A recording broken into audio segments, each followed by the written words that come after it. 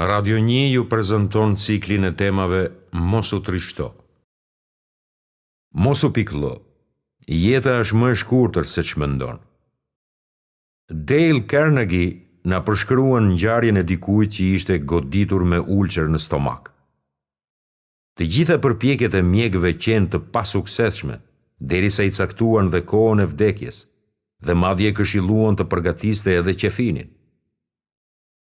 Kur paprit mas Hani, emri të sëmurit, mori një vendim shumë të çuditshëm ndaj vetes, duke thënë: nëse nuk më paska mbetur në këtë jetë veç se një kohë e shkurtër për të jetuar, atëherë pse të mos kënaqem gjatë saj? Çdo herë kam shpresuar dhe menduar të ecë të shoh të gjitha vendet e botës përpara se të më arrijë vdekja. Kjo pra është koha kur më mundsohet ta realizoj ëndrrën e vjetër. Panguruar as pak, shkoj e mori biletën e udhëtimit.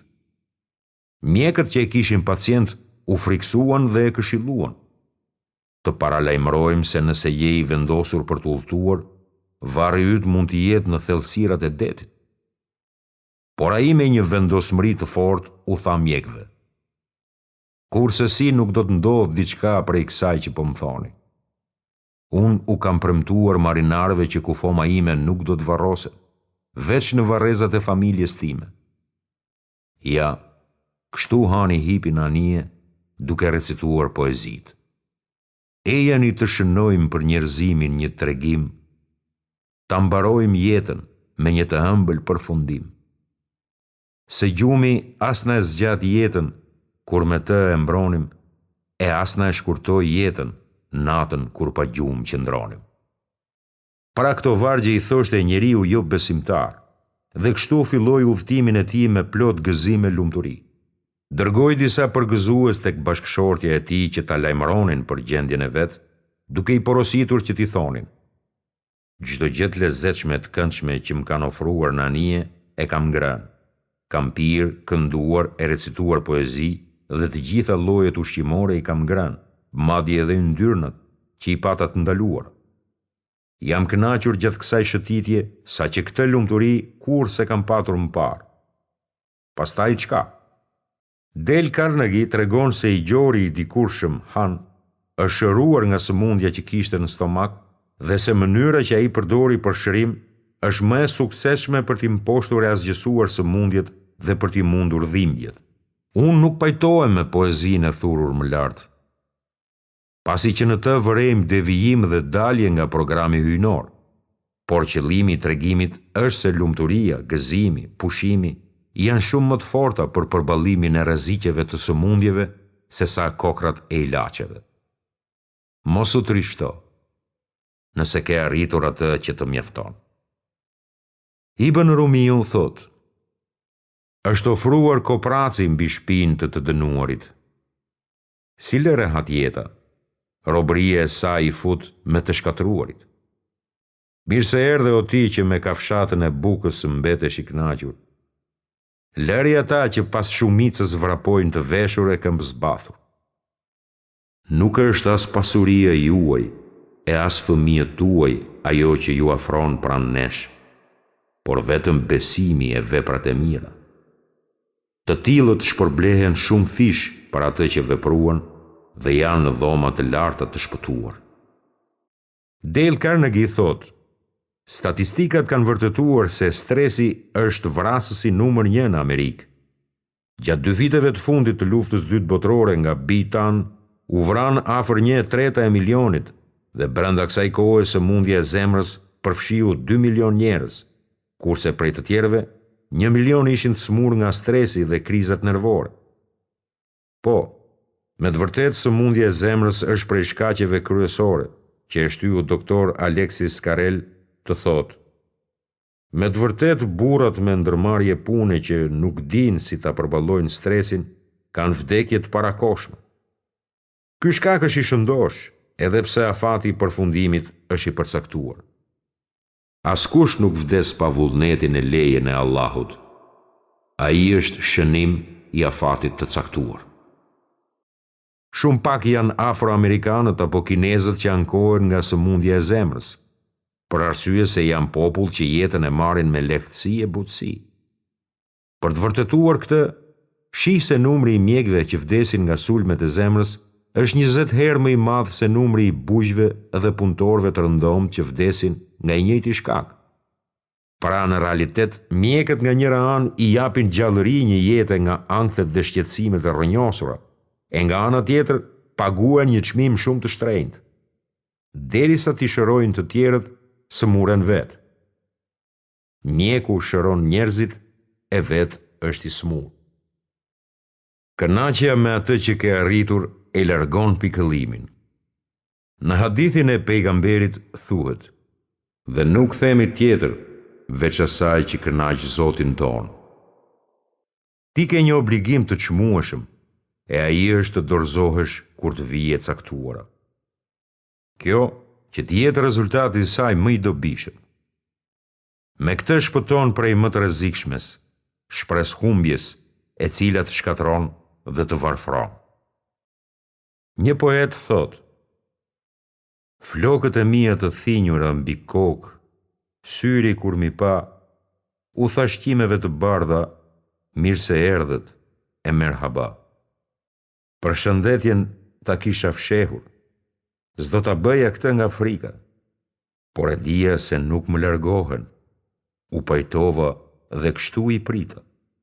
Andaj të papëlqyerat kur më vinë, e shpirti nuk më hidhrohet, e urrejtura përpara më prinë, por unë e shoh se asgjësohet." S'ka ike as rrugdalje tjetër veç të besosh në caktimin dhe kaderin, ndërsa ai do të zbatohet edhe si kur të ndrosh lëkur e të dalësh nga rrobat e tua. Nga Emersoni, në një libër me titull Fuqia për arritje, është marrë ky citat: "Nga na erdhi kjo ide? Jeta e lirë, e vendosur, e qetë, e pastër nga vështirësitë dhe pengesat është ajo që krijon lumturinë e njerëzve apo madhërinë e tyre?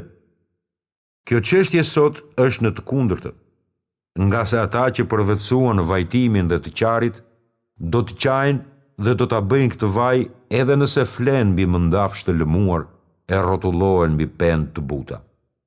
Historia dëshmon vetë se madhërimi dhe lumturia ja dorëzuan frerin burrave të shoqërive të ndryshme, ku gjenden të mirë dhe të këqinj, por në to u ritën edhe burra që bartin përgjegjësitë mbi supet e tyre e që nuk i hodhën ato pas shpine.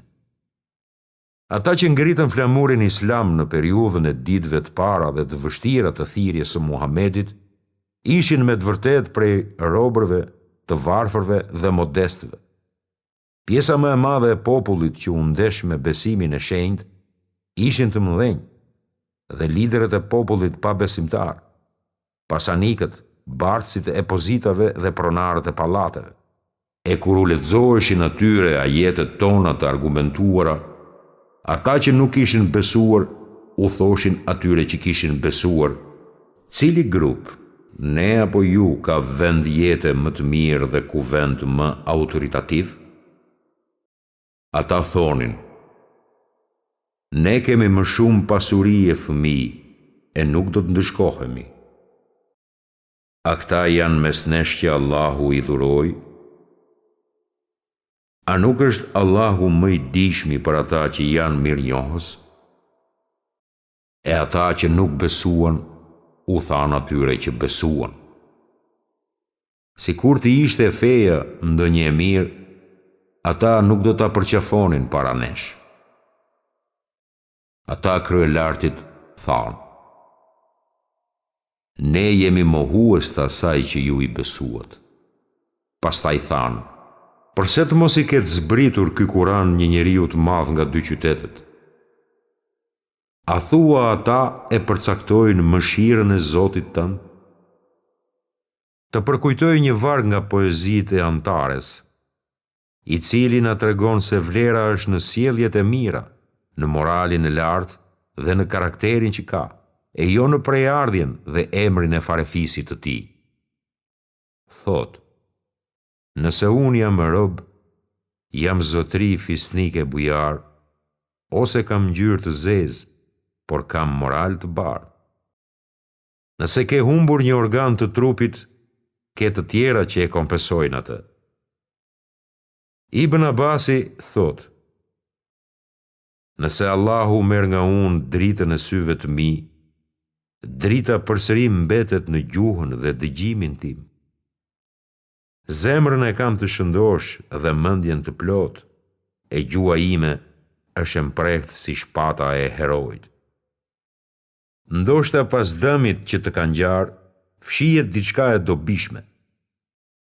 Dhe ndodh që urreni diçka, e ajo mund të jetë e dobishme për ju. Beshar Burdi thot: më përçmojnë armiqt edhe pse e meta është e tyre. Nuk është turp të thrasin i mangët. Nëse njeriu vren trimërinë e devotshmërinë, verbëria e syve nuk do të dëmtojë. Në verbërinë shoh shpërblim, shpëtim dhe mbrojtje, kurse unë për këto të trija kam më shumë nevojë. Shiko dallimin mes fjalës së Ibn Abbasit e Besharit dhe asaj të cituar më poshtë nga Sali Abdul Kudusi. Lam të mirë kësaj bote se për plakun e verbër në këtë botë nuk ka fat. Njeriu vdes dhe përsëri konsiderohet i gjallë. Shpresat e rrejshme e mashtrojnë atë. Më jep shpresë mjeku në shërimin e syve, por në fakt gjithçka është afër njëra tjetrës. Përcaktimi i Zotit do ta ndesh atë që e pranon dhe atë që e mohon, e kjo s'mund të ndalet. Por ai që e mohon do të ndëshkohet dhe ai që e pranon do të shpërblehet e do të jetë i lumtur. Umer ibn Abdul Azizi i thonte Mejmun ibn Mehranit në një letër: më ke shkruar të më ngushëllosh për Abdul Melikun. Këtë se prisja, por me që ndodhi e pranova plotësisht. Ndërrimi i ditëve sjell të mira dhe të këqija. Ahmed Hanbeli kishte vizituar Beki bin Muhalidin, i cili ishte i sëmur dhe ju drejtua me fjalët: o Beki, të përgëzoj për shpërblimin e Allahut. Ditët e shëndetit kur s'je i sëmur dhe ditët kur je i sëmur e pa shëndet. Kuptimi: në ditët e shëndetit, njeriu si vjen ndërmend sëmundje dhe si rezultat i shtohen dëshirat dhe ambicjet. Po ashtu në ditët e sëmundjes, s'të shkon mendja te shëndeti e si rezultat vjen plogështia, humbja e shpresës dhe mërzia. Fjala e Imam Ahmedit është nxjerrë nga ajeti kuranor. Po nëse ne i japim njeriu ndonjë begati e pastaj e tërheqim atë prej tij, ai do të jetë shumë i dëshpëruar dhe përbuzës. E nëse pas të keqes që e pat goditur atë, ne i dhurojmë të mira, ai do të thotë: kaluan të këqijat prej meje. Vërtet, ai është i shfrenuar dhe mendjemath. Përveç atyre të cilët kishin durim dhe bënin vepra të mira, të tillët kanë falje dhe shpërblim të madh. Në lidhje me këtë, Ibn Kathiri tha: Allahu na njofton me njeriun si krijesë dhe na përshkruan cilësitë e tij të qortuara. Nëse njeriu e godet ndonjë fatkeqësi pas rehatisë, ai dëshpërohet dhe i humb shpresat për të ardhmen, ashtu siç përbuz dhe mallkon të kaluarën e tij, sikur të mos kishte parë kurrë të mira e begati. Po kështu ndodh edhe me njeriun që i vjen ndonjë begati pas vështirësisë. Ai do të thotë: kaluan të këqijat prej meje. Pra ai thotë se nuk do ta gjejë asnjë e keqe pas kësaj. Vërtet, ai është i shfrenuar dhe mendjemath. Pra u gëzua me atë që posedon dhe tregon kryelartësi para të tjerëve. Allahu thotë: përveç atyre që kishin durim dhe bënin vepra të mira, të tillët kanë falje dhe shpërblim të madh.